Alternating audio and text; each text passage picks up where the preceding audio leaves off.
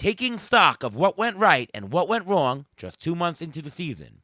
We'll do that tonight, evaluate the strategies, and amend them going forward. We'll also have our regular waiver wire, pitcher preview, and injury updates for you. Stick around, because Beat the Shift is next.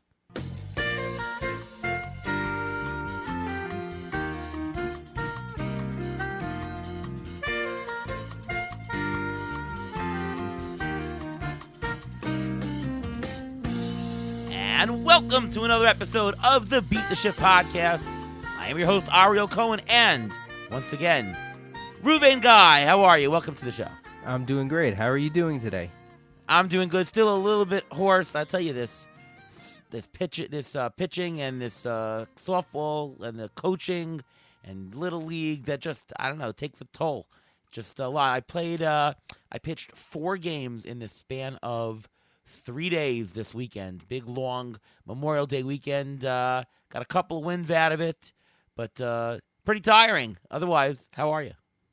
Well, I'm not as tired as you are. I only play second base when I play softball, so not that bad. And I am the coach of my son's team also, so I do get some yelling in also. I really feel bad for the umpires, though. Yeah, our last game that we had for my kid, championship game 1, they won something like 18-2. They absolutely dismantled the other team. My son is one of the pitchers that pitches, and he'll be going in game 2 this weekend. So we want to welcome a guest, been on our show before, from Fantasy Endgame on YouTube, Pierre Camus. How are you, Pierre? Doing very well. How are you doing? Doing pretty good, and welcome to June. We are in month number 3 of the baseball season. I can't believe it. It's going by so far, and, you know, after 2 months, I think it's appropriate to take stock of where we are, to take stock of some wins and losses. And so we're going to do that on this show today. And we jump right into it. And, you know, first of all, Pierre, I know my date. My date is always June 5th. My dad's birthday is June 5th, and that's the day that I think that the standings really converge and have a very good representation of what the final standings could be. Obviously, things can happen in the final 4 months, but the correlation between now and the end of the season has an R squared of, I think, north of 50%. So we are correlated, and it is converging. So when do you take stock of when the standings become real? Well, funny enough, I feel like next week kicks it off for me, partly because, as you know, I'm an educator and it's my summer vacation and I'm ready to dive, 100% into baseball for the next couple of months. I get to really sit and actually watch some games and pick apart the data. So that aside, I do, completely agree with you. As you know, I look at your ATC projections before. I put a lot of weight into that because I know how they're formulated. Having worked together and reading all your amazing articles, I know, kind of the data behind it. I'm not a data guy in the sense that I can't run those numbers and crunch them myself, but I can extrapolate some meaning from them. So I do know that there's a lot of significant statistical thresholds that, they just take time, right? You can't take a lot out of certain stats until we have enough at-bats, until we have enough innings pitched, batters faced. A lot of it's just noise from a short sample size. So now that we're, I guess about around this point in the season, and different stats, of course, have different thresholds. But now I feel like we can make something of what this season is telling us, not just what does this guy do for a first couple of weeks or so. And also, I feel like we've just gotten through the mad rush of all these early season prospect call-ups, right? All these guys, okay, who's for real, who's not, who's going to stick. And now we're kind of seeing these lineups kind of get settled. And so I do agree. I think this is kind of a good time to take stock of where's my team at.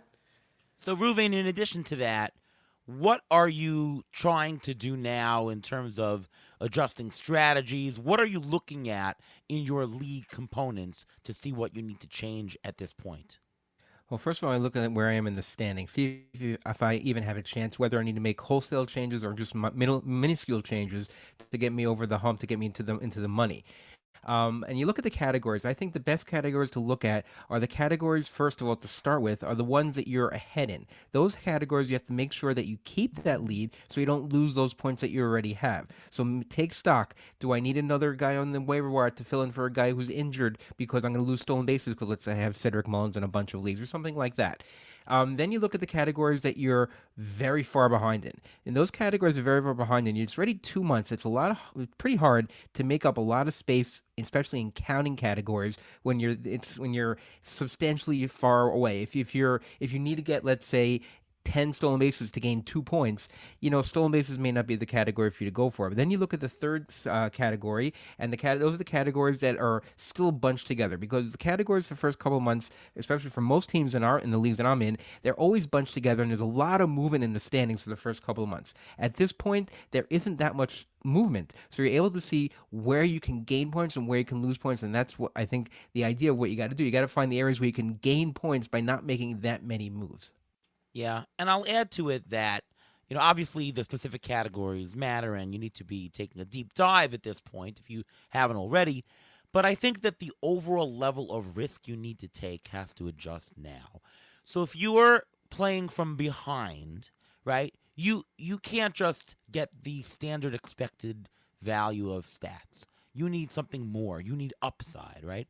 And if you're playing from ahead, if you're on top, I think you need the base of production. Not that you don't need upside of players, but you need to bank a certain amount each week to roll with it. Just to compare, a little bit of analogy as to, I'm playing softball last night. We're winning 5-1 going to the final inning. And, sometimes in the outfield we play 4 players across. In softball we have 10 players, 10 fielders that is. Sometimes you play 3 in a short center. But what we did was we played 5 infielders, essentially. And we're basically saying, all right, if the first batter gets on, it really doesn't matter if it's a single, double, or triple, right? He gets on. Obviously, you want a single instead of a double. You want a force play at second to set you up. But, we're just looking to get outs here. So when you have batters and there's, most of the night they're just grounding out. I get a lot of balls on the ground. Let's just play 5 infielders, have a higher percentage chance to get an out. We might give up a double in the outfield. Like if it's hit into the outfield, instead of a single, it can turn into a double. But we don't care, right? Because we're playing from ahead. So what I'm saying is, knowing from the fact that we were ahead, we went for a different approach of 5 infielders to make it safer. And I think the same thing is true about your fantasy team. And now is a good time to take stock of what to do. Like if you're trading, I would want to trade for more upside. Get a player who maybe is underperforming, who, before the season was rated highly. Try it. You never know. You need to get something more. You can't just play from ahead and bank stats. You need to bank on all the upside, take on risk. And so now is the time to decide what to do. Agree, Pierre? Absolutely agree. Talking about risk does definitely make sense here. But one thing that I try to do, and I know we'll get into as far as what's worked and what hasn't worked so far this season, I think try to really capture, because we see it's a long season, right? Like it's a marathon, not a sprint. We look at this, baseball is a long season.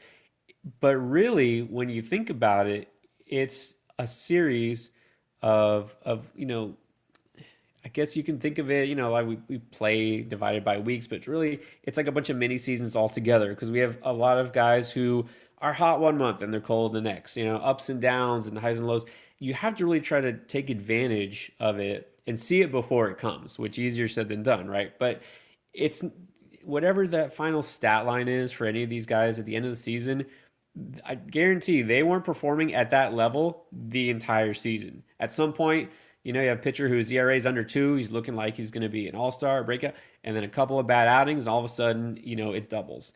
And so you really have to try to kind of zoom in on a little more micro level and see what's going on and take a snapshot of this particular moment. How can you take advantage of that in the trade market, on the waiver wire, etc.? So, I want to talk a little bit about some of the wins and losses that we've had this year. And what I mean by that is not just victory laps. See, I told you about this guy. I was on him. I'm not interested in that. I'm interested in more of the strategy or what you had prepared before the season, what you went with, and what has worked and what hasn't. We could talk about specific players. Obviously, that's included. But just open it up to you, and maybe we'll go around the room and talk about it because I think it's applicable as we want to change strategies for this year. It's also applicable for next year. You're going to forget early on in the season what went right and what went wrong in May, right? Talking with Jeff Zimmerman, he always talks about taking a log, like write down every week or every month, hey, what waiver wire pickup went well? What did I do that I didn't like? And you could read it at the end of the season or in the off season. So I think it's good to take stock right now of what did work and what didn't work. I think 2 months is a good sample. So starting with you, Pierre, what is something, a player or a strategy that you had going to the season that worked and we'll call it a win for you so far? All right, so this will come out sounding kind of like a brag, but I guarantee you'll hear how it turned from a win into a loss. Okay, so one thing I know I did particularly well during draft season and to start the season was identifying those guys who did get off to hot starts and kind of those, sleepers, guys who just needed opportunity. And I kind of foresaw that they would have the chance or the path was there to have that everyday job and that they would actually turn that into production. So I'm talking about guys like James Outman, Bryson Stott, who was red hot to start the year, like Jonah Heim, especially in a 2-catcher league. So these are all guys I have on my TGFBI team. Of course, you're familiar with that, the Great Fantasy Baseball Invitational. So this is why up until last week, I was in first place in my TGFBI league over the first 2 months because I had these guys who were red hot. I had them, and this is a 15-team league. This is a league just with analysts and experts. It's hard to get that third, fourth, fifth outfielder to be a stud. So I had a lot of these guys on the same team, and then even on the waiver wire, I think I did pretty well the first couple of weeks. I got like Jaron Duran, and he was hot for a while. Guys like that. And now, well, James Outman is not the same James Outman anymore. Bryson Stott has come back to earth a little bit. Duran looks like he might be droppable. And so now, just in the past week, I've gone from first place to fourth place. And I'm pretty much struggling here because I got outbid on some of my waiver wire, pickups. So with a couple of injuries in the mix now, I'm just struggling to fill roster spots. So what was good is that I got these guys who were hot earlier in the season. You can't trade in that league, so I can't say that that's a fail. Like I didn't take advantage of the sell high window, but I couldn't make up for it on the waiver wire because it's just so hard to find value in the waiver wire in that league. Do you have a lesson to be learned from that? Because obviously you were right for the first month, and it was like a partial win because it failed in the second month. Yeah, I think maybe don't be too conservative with your fab early in the season. And, I try not to spend up too much, especially the first month. And I don't regret that. But these last couple of weeks, getting some guys that are proving to be pretty valuable or at least are giving production as opposed to some guys I have in lineups now who aren't giving production. Don't be afraid to make those kind of moves now that we're approaching June. And before we ask Ruvain, it's time for the Injury Gurus Trivia of the Week. Well, I'm going to base this trivia on my win for this season so far, what I'll call a win so far, and it has to do with starting pitching. Earlier in the year, we were discussing, and during draft season, we were discussing about not really paying for the top starting pitcher and not going over a certain amount of draft capital to get a starting pitcher. So I went back and looked at the top 25 ADP of starting pitchers from this year during draft season, and I took the top pitchers going all the way up to pick 100 overall. So there are 25 ADP top pitchers in the top 100 picks. Of those, 9 of them are currently in the top 100 in a player value for 5x5. I wanted to go back and forth, and let's see if both of you can name the 9 pitchers that were in the top 25 ADP for starting pitchers this year and are still in the top 100 player value in a 5x5. Wow. All right. Putting it to the test. I'll go with I'll go with Otani. Otani's there, 100%. Yes, that's one of them. I'll go with Garrett Cole. Garrett Cole, yes, that's correct. Next. Strider. Spencer Strider's got to be there. Spencer Strider's there, correct. Zach Gallen. Zach Gallen is there. He was actually the 25th or 20th, the 23rd ranked SP in draft season. I'm Kevin Gausman. He must have been top 100. Kevin Gausman's on the list also. Very good. So far, no strikes against either of you. Ariel? Shane McClanahan. Shane McClanahan's there. You're knocking them out. Okay. You got a total of 3 more. I'm going to go Shane Bieber. No, he is not in the top 100 in 5x5 right now. Framber Valdez. Framber Valdez is another one. Yes, there are 2 left. Now it's getting harder. Now it's going to be harder. Yes, there are 2 left. Well, I know Cine Alcantara is not up there. Let's go with Luis Castillo. Luis Castillo is there. Wow, you guys are knocking this out of the park. Maybe this trivia question is too easy. I was about to say that. I'll go with Zach Wheeler. Zach Wheeler is not there. That's No. strike 1. There's only 1 pitcher left on this list. Top 100 ADP. And currently in the top 100 value-wise in 5x5. Not any of the Mets. I know No. that. Can I guess Logan Webb? Logan Webb is not on the list. That's strike 2. Did we say Garrett Cole already? You said Garrett Cole. Pierre, you still have all 3 of your strikes. So Is the Logan Webb not there because of ADP or because that's of correct. value? He wasn't in the top 100 ADP to Okay. begin with. Okay. He just missed it. I'll give you guys a hint. American League West. Christian Javier. Yes, Okay, that's there we go. correct. So of those that's 9 out of the top 25 or 26 pitchers who were in the overall top 100 ADP are currently returning that value, which means that there are 15 or 16 of them, which include Corbin Burns, the aforementioned Alcantara, DeGrom, Nola, Woodruff, Verlander, Scherzer, Cease, Bieber, Wheeler, Urias, Rodon, Manoah, Fried, Darvish, Musgrove. All those other pitchers were in the top 100 and have not returned the value. So the big win that I'm talking about is not spending so much on starting pitching and going for the mid-level values instead of the top guys, because it's 1 out of 2 chance that these guys are going to hit. And not only that, of these top guys, 6 of them are not on the list because of injury. So some of these guys you didn't even have a chance because they haven't played enough. And if you fall behind in a lot of these categories, let's say you picked up Verlander and Scherzer because you wanted a lot of strikeouts, you just haven't gotten enough pitching out of them to get the strikeouts from them. So you're falling behind in counting categories, and it's very hard to make those stats up. So the big win I'm going to say is that not spending so much on starting pitching during draft season because the value just wasn't there. Well, I mean, you're still getting value at a pretty decent percentage of the top, but as compared to the hitters in the top in terms of similar value, that's true. I mean, the hitters exactly. are, You're not getting the top 100 value that you should be getting out of that spot, whether you pick them there or whether you spend the money on them.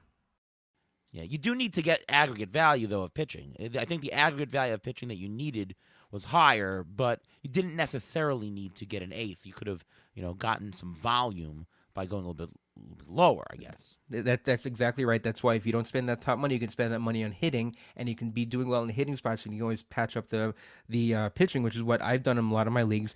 I drafted like 3 or 4 relievers, which I never usually do, not non-closer relievers, but just high quality relievers to have in my team in case I didn't love a start or in case one of my starters got hurt. I just plugged them in, and they helped my ERA and WHIP. Yeah. So I'll throw a couple of things out in terms of wins. Some players, some not. Freddie Freeman. I know it sounds pretty obvious. Obviously we know Freddie Freeman is good, but if you remember, I mentioned quite a bit in the offseason, even from the first offseason podcast when we were down in Arizona, that there is a case to be made that Freddie Freeman should be a top 5 pick. Right? I mean, there's nobody that is as low a risk, injury aside, because anybody can succumb to the injury, and Freeman is not an overly injured person, But in terms of returning that first-round value, Freddie Freeman is just so low risk. And as it goes, it's not about winning your draft in the first round. It's about losing it. And when you're picking Freddie Freeman, you're getting your value. He's currently the number 2 player on the player rater. He's almost a $45 player. The only one higher is Ronald Acuna, who is killing it. He's about a $50 player. I mean, look at Freeman's May. 6 homers, 4 stolen bases, 26 RBI, 28 runs, 4 stolen bases. Freeman is batting .400 in the month of May. Where is the risk for him? There isn't. Categorically, he's spread out. He's got a high floor, and he's got high upside. I mean, we've seen him be an MVP before.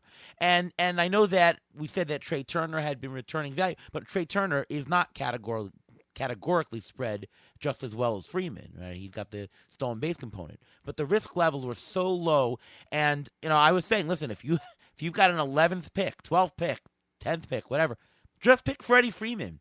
Don't think about it. You're going to bank that much stats. I don't care that he's a first baseman. You're banking the stats, and you're getting every single category. So I think that strategy of going for that very low risk in the first round paid off.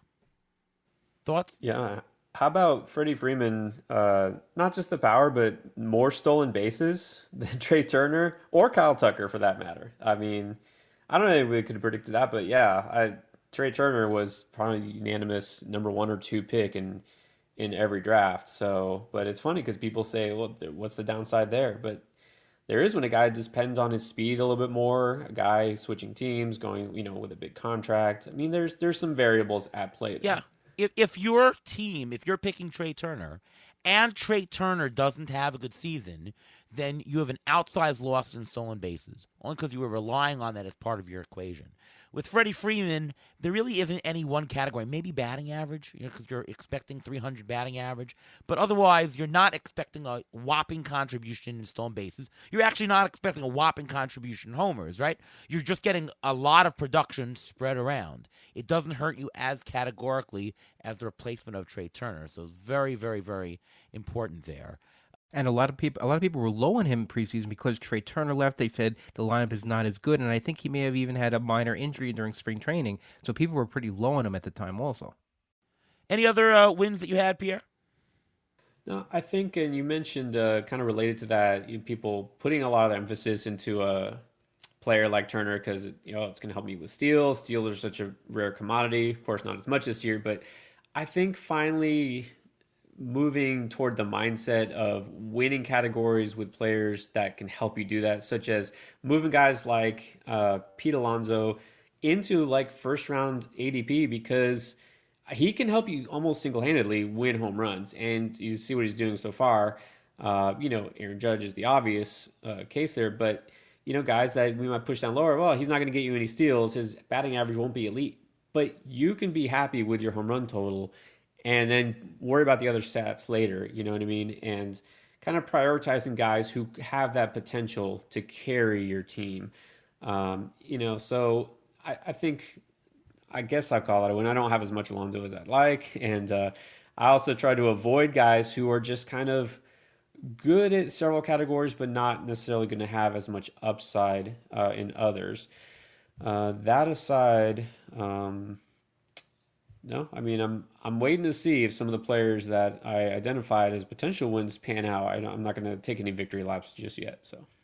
So I'll throw out this, and we always talk about before the preseason that if ATC says that a player is a big bargain, there is a very high probability that he will be a bargain, right? The top 3 players in terms of projected dollar value to ADP dollars. Yandy Diaz, Josh Naylor, Luis Arias. All were projected to be about an $8 bargain in a 15-team league. Look at the value that they've returned. Diaz has returned $26 so far. That's on a $1 bid. Josh Naylor, also another $1, $14. Luis Arias has returned $11. You can get him for 2 or 3 at the end of drafts because people say, oh, he's just a batting average guy. But when the value of ATC says, oh, my goodness, you're getting an $8 bargain, there you go. It just shows you that projections can be relied upon, especially when you have an aggregator like ATC say, listen, all the projections are saying this guy is an $8 bargain. the market is clearly wrong. Like when you have such an indicator, it's right. Now it's not right every single time. There's going to be injuries too, but instead of being right 60% of the time, it might be right 80% of the time. Like it's a great indicator, and it's just proof, and so that's another win this year. Ruvain, anything to add? Yeah, I also preached preseason not to chase stolen bases. And I said you can always get them at the bottom. There's no reason why you can't get at the bottom. You don't have to pay so much up top. And if you look at the leaders of stolen bases right now, Esteury Ruiz wasn't really that ranked that high, and he's leading the majors in stolen bases. Taylor Walls, you could have got him off for the waiver wire. He has 15 stolen bases. Ji-Hwan Bae has 15 stolen bases. Jorge Mateo was like the 25th shortstop taken. He has stolen bases. Whit Merrifield, he's having a bounce-back stolen base season, even at age 34, I believe. He's having a bounce-back year for stolen bases. So all these guys lower down, you didn't really have to pay. Yes, you could have gotten the Bobby Witt early on. He does have 17 stolen bases, yes, and he is playing pretty well. Corbin Carroll also, he's got a bunch of stolen bases, but it just shows that you didn't have to necessarily pay up for stolen bases in the first 2 rounds. You could have waited until mid-teens or even in the mid-20s to get a stolen base guy. Excellent point.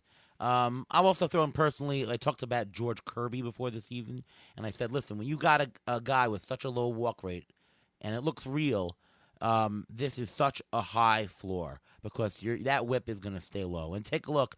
He has only thrown 6 walks this year in 71 innings. That's incredible. Last year's walk rate was 4%, which was absolutely phenomenal. His walk rate this year, 2%. 1 in 50. He's walking 1 in 50 batters. That is incredible control. He's currently a top 20 starting pitcher. That is somebody who that floor plays out, and so that's another win that I had in terms of the profile. All right, let's go on to losses. Start with you, Pierre. What is a loss or two that you had either in terms of player or strategy for this year? Yeah, I think something that I actually intended to do, just haven't executed quite as much because sometimes life is getting in the way of my fantasy strategy, but it's just being more active on the trade market and kind of like I mentioned earlier, taking advantage of those sell windows. When you see a guy peaking, a guy who's, having a really hot 2-3 weeks and it's early in the season, and, maybe the jury's still out on him, but a lot of people are either willing to buy in or, they get carried away, or maybe they're disgruntled with somebody they got. They need to fill a need on their roster, whatever. Just taking advantage of that. And so some of the players I mentioned, like a James Outman, seeing that this was a time to sell him and maybe not just executing on that when I could have been capitalizing on those trade windows. So, it's hard because I spend the time making the videos and giving the advice and telling people this is who you should buy and this is who you should sell. And then I'm not always doing it myself, but not out of a lack of belief or anything like that. It's just kind of a time management thing. Probably once again in way too many leagues, but that's okay. Yeah. I'll throw out something that for me, I said before the season that I'm going to try to stream a little bit more on the hitting side, especially in the NFBC where you have 2 times a week replacements for the hitters, and utilize just more volume and really take who's playing 4 games, who's playing at Colorado, and I just have not done that. And, time gets in the way, life gets in the way, and the way that I drafted is the way I always drafted for value, and then you're like, wait, should I want to keep this guy, and just a reluctance to drop some guys. And let me ask you this question, and I'm saying this as I listen to Jeff Zimmerman talk on the Baseball HQ podcast. Very good point he makes. But if I said, who would you rather have for the season? Mike Trout, who gets 300 at bats only, or if I guarantee you Austin Hayes having 600 at bats, which would you take? Well, it's easily going to be Trout because you can replace those other 300 at bats, assuming you know when he's injured. So now let me amend the question. Assuming that you cannot replace Mike Trout for the other, okay. Like you're locked in for the season, you get 300 Mike Trout or you get 600 at bats of Austin Hayes. What'd you take? I'll still take Trout.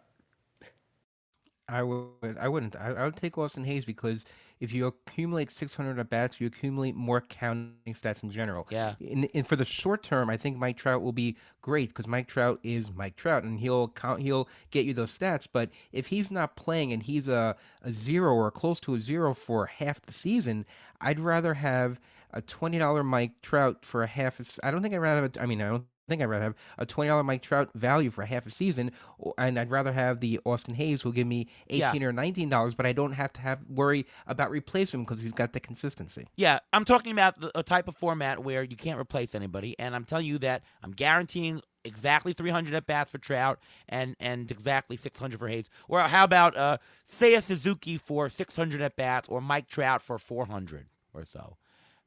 You might say, listen, say Suzuki, that's 200 extra at bats. Of course I'll take that. Well, now you talk about if you're playing Monday to Thursday in the first half of an NFBC week, if Mike Trout has 2 games and Austin Hayes has 4, who are you going to play? Like, who are you going to play? Yeah. When you put it that way, then it makes it a little more clear. Like, Right. 2 games is not going to do it for you. Right, but like when you're projecting, right, it's playing time times rates. Austin Hayes getting 4 games versus Mike Trout getting 2. You do that. Now, on your roster, you would not be replacing Mike Trout with an Austin Hayes. That's not the either or. But what you are doing is you're getting a fringe waiver guy to replace another fringe waiver guy on your team. So obviously, if you're getting 50% more at bats or 100% more at bats or whatever it is based on getting 4 games versus 3 or 4 games versus 2 or whatever the differential is, 100% volume. So it is so important to do that, and that's just a loss that I personally had because I have not been so in tune to say, wait a minute, who are my pickups? Forget the long-term guys. What about just winning this week? Just using 2 slots just to get that. So that's 1 point for me. Well, on the pitching end, you can say the same thing about drafting a Jacob deGrom. You know he's going to get hurt. He always gets hurt, but when he pitches, he'll lead the league in strikeouts for those 2, 3, 4 week stretches when he pitches healthy. So you can talk about the same thing, which brings me to my loss, which I took some pitchers, and I said I wasn't going to do it, and I did it anyway. I took some pitchers who started off the year either a little bit dinged up or they weren't sure whether they're going to start the season, and I fell behind in a lot of counting stats, and I can't make it up now. And I said I wasn't going to do it, but I did it anyway because, unfortunately, those guys are actually homers. I'm from New York. I had shares of Verlander. I had shares of Scherzer, Severino thinking he'd come back and just turn it back on. And those guys who started off injured or slightly injured, and you knew you weren't going to get 100% out of them to start with, those guys have put me in a deeper hole. And there's some leagues when I'm so far behind in strikeouts that there's no chance of me catching up, and I have to change my strategy for the rest of the season because of it. So I said I was going to stay away from preseason, but old habits are hard to break sometimes, and he did it anyway. Any other loss for you, Pierre? Yeah, looking at a individual player level, and in the bigger picture, is just maybe holding on a little too long to some of my favorite preseason sleepers that just did not pan out. So, a guy I was convinced Oscar Gonzalez in Cleveland was just going to be a breakout star, and now he's in the minors. I think he's still there. Just keeping him on in the lineup and just waiting because it's early. He'll break out of it. Just a cold start. And then keep him on the bench and then just clogging up that roster spot, especially in an NFBC league where you really can't afford to just wait. So like I said, waiting a little too long. And I still don't know what happened with him particularly. But yeah, sometimes the guys we're just absolutely convinced are going to be studs just aren't. Like Jordan Walker, who was sent down and was called up today again.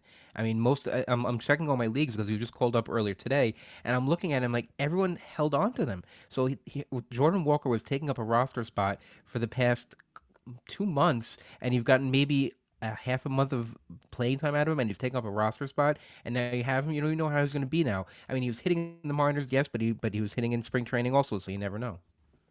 So the NFBC is holding some second chance leagues this week. Hey, if you don't like how your league went or whatever, here's another league. Obviously, they're also trying to make a little bit of money as well, as they do, but I think it's a cool idea. How would you draft differently? We talked about our wins and losses so far.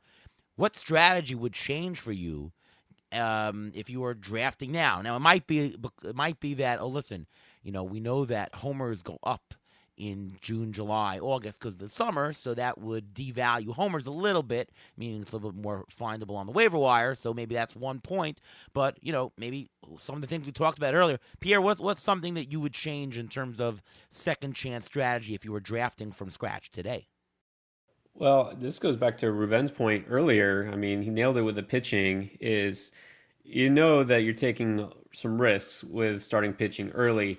But now that we know who is looking like an ace and who just isn't, really prioritizing the guys that, we feel are definitely going to be solid the rest of the year. I mean, a guy like a Spencer Strider, I almost think he's got to be a first round pick, doesn't he? At this point in his second chance league, those guys who you feel like can carry you and then you can make up for later in your rotation. But really nailing down the guys who are aces, or at least pitching like aces early on, their ADP is going to go way up just because they're now so much more valuable compared to their peers.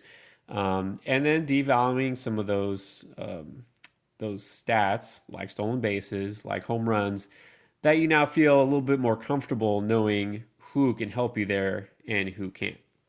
By the way, Spencer Strider is the number 3 player off the board currently. There's only been 4 drafts so far. Second chance, obviously first pitcher. So yeah, there you go, right there. Do you worry though that he's going to be shut down at some point, or at least limited, or I'd say maybe they'll skip some starts so that they don't overtax him as he gets to the playoffs? That's my only worry really about Strider. I wouldn't think so. He's pretty young, and this is a team that's pushing for it all. So I don't think so. If this was his first go in the bigs, that might be different, but no. And even so, if he skips a start or two, is that really going to push him down? I mean, I know this is like the argument we just had, right, as far as counting stats. But again, which other starting pitcher are you going to put over him? I don't see anybody who's really even that close. And then let me also throw out a guy like Kevin Gausman, who I didn't understand. I always keep saying this in the offseason. Why is he being deprioritized in drafts? This is a guy who's just getting better with age, and I said he should be a Cy Young candidate, and he is. He's pitching like an ace. So just guys like that, just feeling a lot more solid about. Gausman taken in the first round now. He's the 4th overall starting pitcher other than Shohei Ohtani, who's obviously both. I mean, the other thing one strategy thing that I would change is you just got to be careful. And you might be right about Strider, but a guy like Tanner Bivey or, some of these rookies, they might get capped. So I don't know that I would prioritize some of those. They could get shut down, especially if they're on bad teams or teams not in the playoffs. So I just look for that, a little bit. Ruvain, anything to add? Yeah, I think this is the one type of draft that you can use recency bias to your advantage. I think this is, if you're drafting a team now, you have to look at it and say, you know what? I had the preseason stuff. All that stuff can go out the window, especially if you're ranking. In preseason in February, I think Carlos Rodon was the number 1 or 2 pitcher. All that stuff I think can go out the window. I think you have to treat a second chance draft as if it's the fab waiver wire and just go like that. You can use the last 3 weeks and see how they're doing. You want to get a sleeper? Look at Max Scherzer in his last couple starts. His ERA is under 1.5, and he looks like the Max Scherzer of old. You may be able to get a steal from him later on in the draft because people are thinking, oh, look at that high ERA. Look what he's done. He's been hurt. He's caught cheating, or whatever you want to talk about. There are hidden gems in there now that have good track records, and you just have to know when to wait and get them because some players will still turn it around. They have a track record and they will turn around. But some players, you just don't know where you're going to get. Yeah, that's a great point. You don't want to put that much attention into year-to-date stats because remember, projected rest of season is going to be better than year-to-date. Obviously, it's more important to look at this year's stats than last year's stats. But remember, it's only one component. There is luck, so that's true. I'll throw 2 more things out there. Strategies, both directed at pitchers. Number 1, closers. I think that the paying for closers still has to be high, especially more now because I think that roles are even more settled now than they were preseason. Right, preseason, you didn't know this team going to go with who. Is it Daniel Bard? Is it Pierre Johnson? And that's a crappy situation. But you're more sure of players right now. And closers, there's a lot of situations that are split. The teams that use primarily one closer, so much more valuable. So that's one thing to consider. And also, take a look at starters who have a very high innings pitched per start. As you go forward, wins are very fickle, but the longer you're in a game, the bigger chance that you have to win. And innings pitched, innings pitched, innings pitched. If you're throwing quality starts, if you're lasting into the 7th inning, you have a much bigger chance, even if you're on a crappier team. And by the way, I would also shoot for good teams. You'll get a lot more wins on good teams. So those are two things to look for: good teams and innings pitched to games started. Even if they're not the greatest pitcher ERA wise, the boost in wins. And remember, the counting stats of wins, it's not, it's a lower scale than a lot of other things. Like strikeouts are going to be in the hundreds, thousands, by the end of the year. You're going to get like 100 wins for the year in terms of your team. And if you're doing second chance leagues, we're talking like 60, 70. So every win counts. You want to pounce on every chance that you can. Anything to add, Pierre? Well, one thing I'd like to think might be a smart strategy and take advantage of some recency bias is to maybe take advantage of depressed ADPs for injured players coming back. But I'm curious and I ask, for both of you, or, Ariel being one who manages risk, and then Ruven, of course, with your injury background, knowing like how comfortable do you feel taking on like a DeGrom, or maybe feeling, Max Fried or Tristan McKenzie, pitchers who you're not worried at all about, how they perform when healthy. Like these are guys who are absolutely going to be in your rotation. But is the risk outweighing the reward for you? I think it depends on your team construct. If you balance your risk out with the proper amount of compilers, then you shouldn't really have that much of an issue having that risk. So if you drafted DeGrom, then you should also have an innings leader. Try to draft like a Marcus Stroman, who's giving you a lot of innings. He may not be an ace like he is the rest of the season, but you know what you're going to get out of him also. So if you even out the risk, unless you want to take. Listen, there's some people who in the second chance, they want to take all the risks in the world. They think DeGrom's going to come back great. Take Max Fried, take all these guys who are going to come back eventually, and just hope for it because, sometimes they pan out. I mean, sometimes people win the lottery too. Yeah, I mean, in general, you want to risk adjust prices. You got to bake the fact that DeGrom could be out for longer into his price. And if you're not subtracting money that you're spending in draft capital, then you're not doing it right. And the later in the season you are, like a second chance league is only 4 months instead of 6 months, there's a bigger chance that the loss of him is more binary, right? It's, what percentage of the season he's out, if he's out, becomes higher. So you're getting a risk that's more binary in nature. He's back or he's not back versus, he's going to miss a percentage of time, right? So because of that, you need to discount even more. That standard deviation of risk is greater. I think you got to be more risk averse on that. So, it's all a factor. Obviously, I'm going to pick DeGrom over some scrubby pitcher on the waiver wire, but he's going to be lower than what I would perceive as the market. Guy like Max Fried, I don't know. He's had some issues this year. Again, it's another risk target. Pushes him down. You push him down for the innings projection, and you got to discount on top of that for the risk of being binary and not coming back when he's supposed to. So, what do you do with a reliever situation? Let's say or you think a guy's going to be traded because they're on a bad team. Let's say a guy who's got a lot of saves who may be traded, like a Kyle Finnegan, or everyone who wants to trade for Alexis Diaz. Would you rank them higher than other relievers? Let's say you had a choice of Alexis Diaz at this point, a David Bednar, or an Evan Phillips. Which reliever are you going to get for a closer to get saves? Oh, well, David Bednar is not going to be traded. Okay, if he's not going to be traded, then he'll probably be number one. So let's go between Kyle Finnegan and Evan Phillips, rest of season. Who are you drafting to get the most saves? Oh, I mean, Finnegan will be traded. Finnegan will be traded, much higher probability than Phillips, although Phillips may not be the closer anyways. So I guess I would, come up with some probability of Finnegan traded. Let's say it's 70%. 50%, whatever it is, and say, listen, maybe Phillips is good for 5 saves going forward, 7 saves.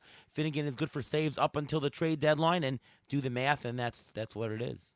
Same question to you, Pierre. What about a player like would you draft either Carlos Estevez first, or would you draft an Alex Lang? Carlos Estevez will probably be traded. Alex Lang maybe not because he's younger. So what 2 players like that? What do you think about that? I'm going to take the guy who I think is less likely to just wreck my ratios. And so in this case, I will go Phillips over um, uh, Finnegan. was his first for Finnegan, and I would definitely go with Lang, who is actually pitching really well lately. Um, yeah, so saves are so hard, and of course the trade deadline never breaks down exactly the way we expect it to. So in that case, yeah, I'll probably lean towards the guy who I feel is just more steady and not going to kill me in the other categories. All right, let's do some waiver wire picks. Who's somebody that you'd like to pick up off the waiver wire, short term or long term, but pick him up this week? Pierre, go first. Well, I can't quit Royce Lewis, and now he's back, so I'm all in on him. I mean, obviously, former top pick, just can't stay healthy. We know the risk, but we also know potential reward, power, and speed, and now he's just like every other Twin who's injured. He's got a chance to start now, so he's going to be, I think, holding down third base, it looks like these days. But look, this guy, I think, as long as he's got that shot, he can actually stay on the field. Absolutely worth the upside. So I'm going to probably make him my top priority wherever he's available. Ruvain? I got a couple of guys. First guy I'm going to mention is a guy filling in now for someone who's injured. Alec Boehm is out, and Cody Clemens is available. Yes, Cody Clemens. He's batting .357 over the last week. He's batting .268 over the last year with 4 home runs. He's only owned in 2% of CBS leagues, which means he's eligible. He's out there. Most NFBCs he may be available also. He's eligible at first and third. So when your first base and your third baseman go down, they have injury. He's a guy you can plug in for the short term. I'm not saying for the long term, but for the short term, he's a guy you can definitely use to plug in holes. And I can't believe I'm saying this, but Gary Sanchez. He's in San Diego. He already has 2 home runs. If you have a 2-catcher league, there's no reason why you shouldn't be taking a waiver wire on him. There's no reason whatsoever. He's only owned in 3% of CBS leagues. So he's also widely available, and now he's playing out in San Diego. He's not really having any competition out there. Austin Nola, I've heard rumors of them sending him down for a bit. So Gary Sanchez may actually have a spot there in San Diego, and that's a pretty decent lineup, and he has 2 home runs already in the first couple of games he's playing. I also want to mention a reliever. I want to mention Jalen Beeks of Tampa Bay. He's a reliever / opener. I say that because he got a win this past 3 in the past 3 outings. He has a win and he has a save, and he's been an opener for one of those games. With Pete Fairbanks being out, Jalen Beeks has been one of the first people called upon to close. Yes, Jason Adam will get the majority of the save opportunities, but remember, it's a Tampa Bay bullpen. Everyone gets a save opportunity out there, and he's got 27 strikeouts in 28 innings. So he's a good guy to have on your roster. His ratios aren't going to kill you per se because he's been doing better. Don't look at the numbers right now. He's been doing better recently, and I think he's a guy who may get you some vultures, some saves. Yeah. By the way, Gary Sanchez was a designated hitter today in San Diego. So So he's going to get even more bets if they do that. Why did the Mets give him up again? Too many catchers on the Mets. And Francisco Alvarez is looking great, by the way. So good for the Mets. I'll throw in Jose Siri. I have no idea why Jose Siri is still available in 75% of CBS leagues. Well, I have some idea. He plays on the Rays, so he platoons a little bit. But, he does play defense pretty well, so they're going to keep him on. He has 10 homers and 5 stolen bases. That's like a 25-15 pace. Very valuable. And he missed some time, so it's actually even more. It's even a bigger pace for that. And we've mentioned Luke Raleigh. I mean, he has 10 homers and 7 stolen bases. It's a 25-20 pace. These guys on the Rays are valuable. I know people don't want to roster these guys. Well, they're gonna platoon. But when you're getting that kind of production, even less amounts, it's still worth it to have on the roster. I'll mention 2 more. Shallow league. Spencer Steer, really hot right now. Batting .289 on the year. If he's available in your 10-team league, he might in a 10-team league. He may or may not be available, but in a deeper league, pick him up. You might as well. And Willie Castro, I picked him up in a couple spots last week. He's batting .274 in the year with 4 homers and 10 stolen bases. In the month of May, 9 stolen bases. He has 9 stolen bases this month, batting .319. And he's filling in and he's playing. Yeah. the Twins are a good team. I would pick up Willie Castro where you can. Anybody else, Pierre? Well, I mean, also probably more shallow leagues, but a lot of places Jake McCarthy was dropped. People probably notice he's back. Just got that average up to 200. But the good news is he has 8 steals already in just 28 games. He was injured and then sent down for a while, but he's back. So if you need speed, that might be good. And I mean, I think at this point everyone has probably picked up Bobby Miller. I'm guessing. Yeah. By the way, I didn't mention him as a loss this year, but yeah, Jake McCarthy was a loss. But maybe he'll turn it around. And by the way, Aro, you mentioned the two Rays. There was a sports radio personality here in New York who insinuated that the Rays were cheating because all these guys he's never heard of, or the guys who haven't had any, idea of doing any history of doing well, are suddenly doing well. So he insinuated that they were cheating, and there was a whole radio fight between people down in Tampa saying that no, what are you talking about? If you look into the numbers, all the players who are overachieving on the Rays right now, their launch angle has increased anywhere between 5 to 15 degrees. So instead of hitting the ball on the ground, they're hitting the ball in the air. They're hitting more line drives. So these players that are doing well. Yandy Diaz, Luke Rowley, Taylor Walls. These guys are not flukes. They changed something in the offseason, and they could be long-term keep guys. These are not just for the short term. These guys you can keep for the rest of the year and beyond. Yeah, agree. No, the Rays are doing something, and the Rays know what they're doing. There you go. Let's do pitcher preview. Pierre, who's a pitcher that you might want to pick up for this coming week or in the next 2 weeks? Somebody to pick up short term. All right, so a guy who I think is going to be making 2 starts and might be a nice sneaky waiver wire pickup coming here is in Detroit, Alex Faedo, if I'm saying that right. He's somebody, he doesn't really stand out, do anything special, but when he is healthy and when he's on, he can command the strike zone. He's had some good outings, doesn't walk batters. That's the thing I like the best, at least so far. Has been pretty successful with that. Got a very low 2% walk rate. So you look at the season-long numbers and especially the ERA, not great, but he is pitching pretty well, and I think he could be somebody who can hold down your rotation if you're looking for a 2-star pitcher this week. Yeah, he's not holding runners on. He has a very low strand rate, but his BABIP is low. So it's interesting. He's being unlucky on the ERA, but lucky on the WHIP. But yes, that K minus BB is 23% on the year, with a swing strike rate of almost 12% to support it. So yeah, I like that as well. What about you, Ruvain? I have two starting pitchers. If you care to stomach them, when I say their names, you'll probably know why. First one is Johan Oviedo. He's owned in 43% of CBS leagues, but I like his 2 starts.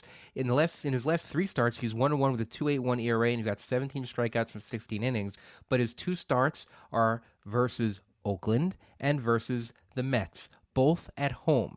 Now, the reason why I love the Oakland start, I mean, everyone who plays against Oakland should be picked up automatically. But playing against the Mets don't do well against medium to poor teams. They seem to be doing better against the better teams, which doesn't make any sense. So he's a guy you may actually get 2 wins out of. Another guy that I never thought I would mention and was on nobody's radar, Julio Teheran. If you really want to dig deep, he's only owned in 5% of CBS leagues. He's at Cincinnati, and also second start against Oakland. He's looked decent, even though the peripheral numbers don't really support it that well. He's pitched so far only 11 innings, but he's pitched decently. He's only had 5 strikeouts. He has a 1-1 record. He's a guy who you may be able to sneak 1 win out of because he's playing Oakland. I'll mention 3 guys. First, on the Mets, Carlos Carrasco. He looks like he's back. Good outing the other day. His ERA is 3.57 since he came back from injury. His velocity has ticked up 2 ticks. Yes, I think he could be trusted now. He's got 2 start this week. One tough one, not as tough, at Atlanta, at Pittsburgh, and then he's versus St. Louis the following week. But I think for 12 and deeper, definitely worth a look. How about Ben Lively? He's pitching at St. Louis, then he's pitching at Kansas City. Guy on the Reds. Luck metrics show he's very lucky, but he does have an excellent 22% K minus BB. He's very hot right now. Looks like he picked up some tricks from being over at the KBO. in prior years. He's only 25% owned, so he's interesting. And how about, I thought the Marlins guy would say this, Braxton Garrett to start versus Kansas City, and then he's at Chicago White Sox, and next week he's at Washington. Pretty good schedule coming up. K-minus BB of 19. He's only 35% owned. His Sierra this year, 3.6, which is better than the 4.22 ERA and 1.31 WHIP. So he's actually been unlucky a little bit. I like the Marlins for pitchers in general, and he's looks promising. So take a look at Braxton Garrett to start week. I like it, especially in points leagues for that guy. Anybody else, Pierre? Yeah, no, I did think about Garrett. He got a nice schedule. He's been a little uneven, but remember, this was one of their higher end prospects coming into last year. So Yes. definitely worth looking into. He's not getting the fanfare of like a Yuri Perez, but obvious reason he's not that type of pitcher. But he's starting to get a little bit better grip of the strike zone too. And I'll go with a guy a little deeper for my last one here. Tommy Henry in Arizona looked great in his last outing. With a shutout over 7 innings, but gets Washington in his first start. And it looks like his next start is at Detroit against the first pitcher I mentioned, which is Alex Fido. So definitely nothing scary there on the schedule. I don't know how much I'm putting into his last start. I'm not saying that this is someone who's going to be necessarily a breakout candidate for the rest of the season, but he's settling down. His first couple starts were bad, but he's getting it together. So somebody in deeper leagues you might want to look at. Diamondbacks are doing well this year. They're 33-23 as of the other day. ATC projects that they have over a 45% chance to make the playoffs. They're only a half a game out right now. I would take the over on the 45%. I think I would if you gave me 1-to-1 odds there, I would definitely take that bet for the Diamondbacks making the playoffs. So there you go. We got one mailbag question from Murad. Very general question, so we'll just throw out a couple of names. Hey, Ariel, any buy low and sell high hitters and pitchers for redraft? That's thank you for the question, Murad. That is a pretty general question of who are some who are some buy low and sell high guys that you have for redraft. That is, Pierre. Anybody come to mind that you want to buy low on or sell high? Well, I'm going to sell high on one of my Marlins, and that's Jorge Soler. Everyone had pretty much given up on him, including me, after last year. He just kind of had a miserable time, like a lot of the free agents that came over. And now you look at his StatCast, one of the league leaders in barrels and slugging and everything. And, he's looking like he's reviving his glory days. But as I talked about earlier, what goes up must come down. Is he going to sustain this level all season long? I don't think so. At some point, he is going to cool off because this is a guy who is also prone to striking out a lot. And he is actually still striking out at a decent clip this year, 26%.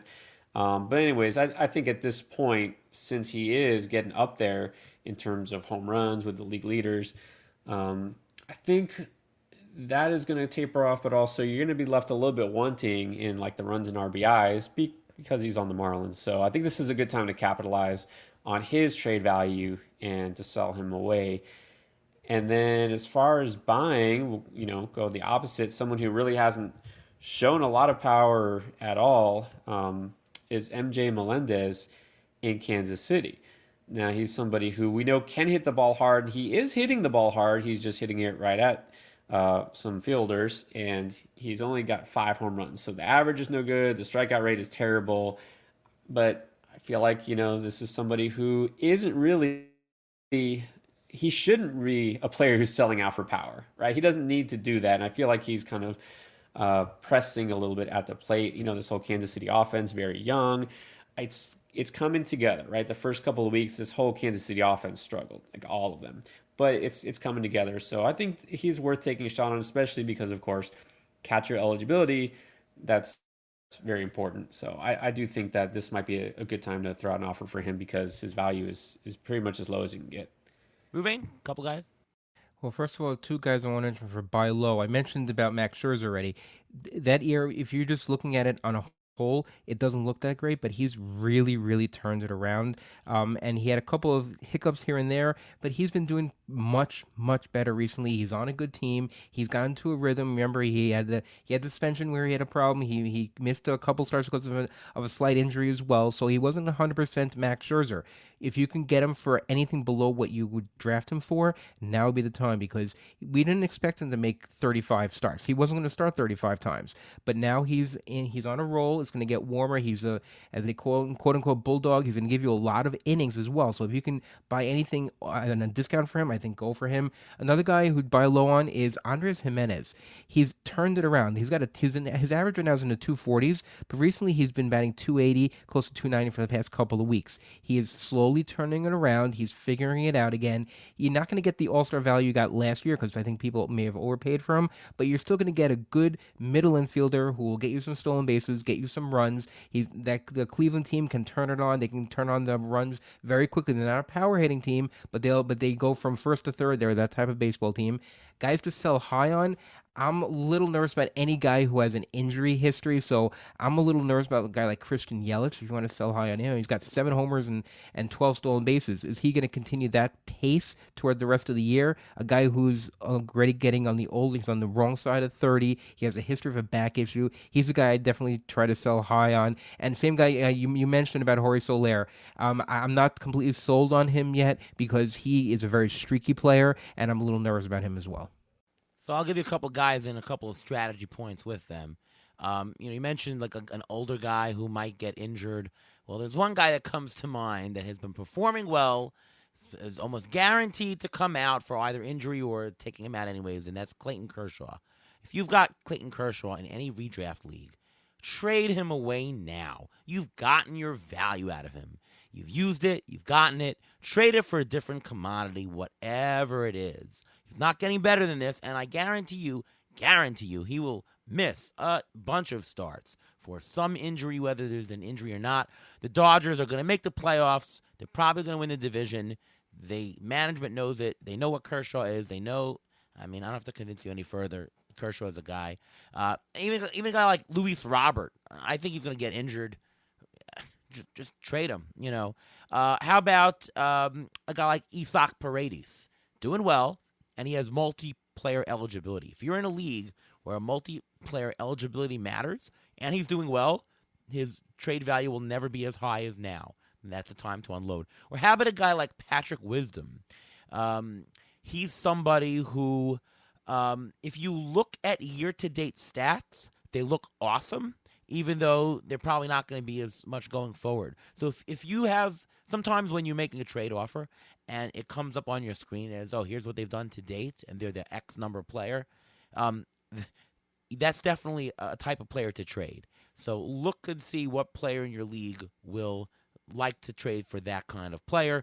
I'm sure there's other examples, and there you go. In terms of buy low, again, it really all depends on what your situation is. Like Lance Lynn, first of all, his price has got to be dirt cheap after he bombed the other day. I'd buy especially not if you're on top, but if you're needing some oomph and you're needing catch up, what do you have to lose? It's a cheap price. There's upside. I also like a guy like how about Michael Kopech? Same thing. He's risky, but on the upside that he's caught it, that's a guy. Or how about Aaron Nola? I know Aaron Nola's better than this. He's done this a lot before. He's had good starts, good places. They've got a good lineup behind him. I think you can also gain, similar to what Scherzer, Ruben was saying, buy Scherzer at a discount. I think you can buy Aaron Nola at a discount as well. Injury report, Ruben, go for it. All right, we'll start with, I mentioned this guy already earlier, and that's Cedric Mullins. He was placed in the IL with a right groin strain. It's a grade 2 strain. The team says they hope Mullins will be out for weeks rather than months. Usually a grade 2 strain means 6 to 8 weeks. That's typical. So, scour the waiver wire, and the guy who's replacing him right now is Aaron Hicks. I don't know if I pick him up. But there are other guys out there that you may want to pick up. Another outfielder's on the IL, Jesse Winker, is placed on with a cervical strain. It started off as neck discomfort, but they found a strain. There's no timetable for his return yet. But two guys who are on the mend, Luis Urias and Adam Duvall. Luis Urias has been out since April 1st with a hamstring strain. He could return this coming week. And Adam Duvall, he's available on the waiver wire.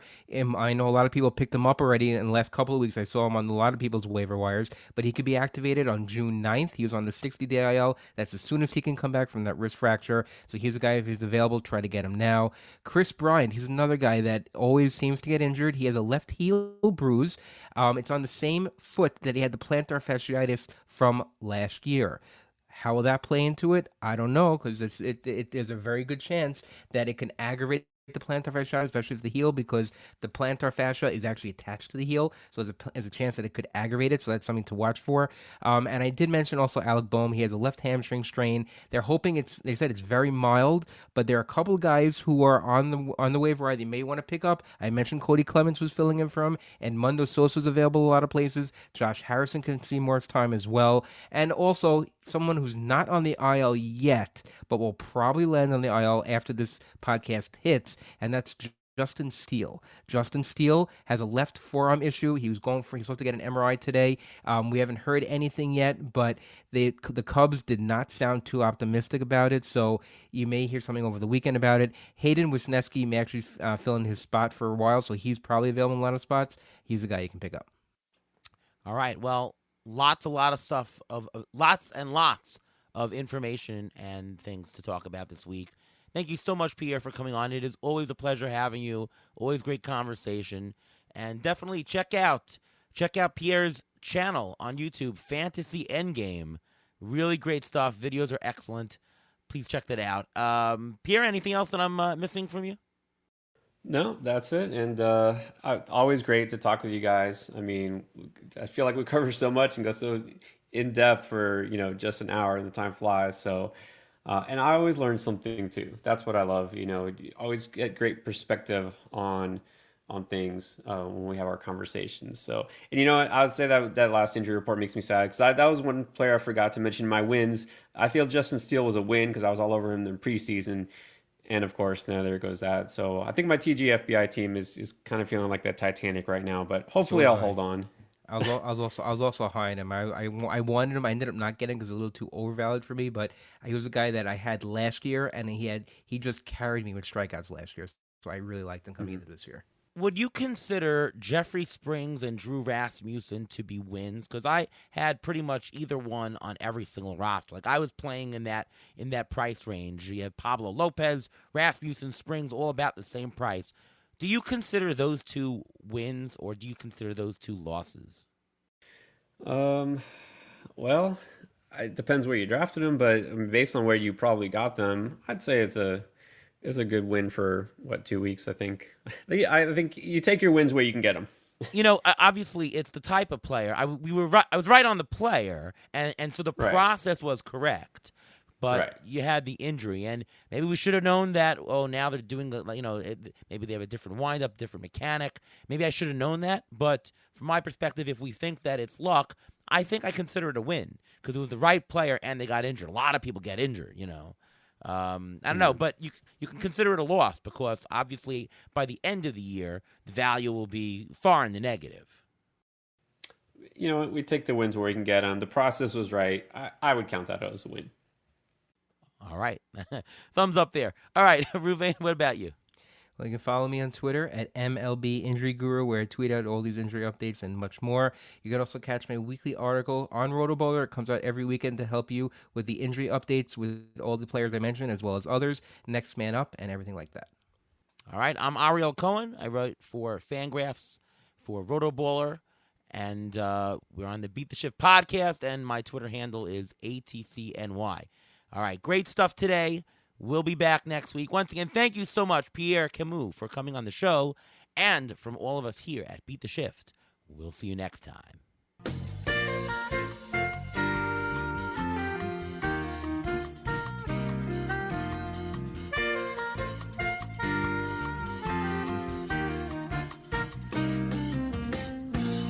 Thanks for listening to the Beat the Shift podcast presented by Fangraphs. Follow us on Twitter at beat_shift_pod.